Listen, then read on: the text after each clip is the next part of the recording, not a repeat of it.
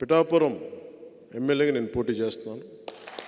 కాకినాడ ఎంపీగా ఉదయ్ గారు పోటీ చేయబోతున్నారు. ఎందుకంటే ఇది గీటురాయి ఎన్నికలు. నిజంగా దశాబ్దం తర్వాత నేను నోరు తెరిచి అడుగుతున్నాను, ఓట్లు వేయమండి, ఓట్లు వేయండి. నేను హక్కు సంపాదించుకున్నాను. 2019లో కూడా నేను చాలా ధాటిగా ధీటుగా అడగలేదు ఓటు వేయండి, ఎందుకంటే నాకు మనసు చెప్తా ఉంది ఇంకా నువ్వు పని చేయి. దశాబ్దం తర్వాత పోరాటాలు చేసి అందరి కోసం నిలబడి 4 దశాబ్దాలకు తెలుగుదేశం పార్టీ కూడా వెన్నంటే ఉండి నిలబడి ధైర్యం ఇచ్చి 5 కోట్ల మంది ప్రజలు కోరుకుంటున్న ఆకాంక్ష ఒక ఐక్యతతో కూడిన ఒక అలయన్స్ ఉండాలి. ఎన్డీఏ అలయన్స్లో తీసుకొచ్చిన తర్వాత చెప్తున్నాను, ఈరోజు నన్ను గెలిపించండి. చేతులెత్తి నేను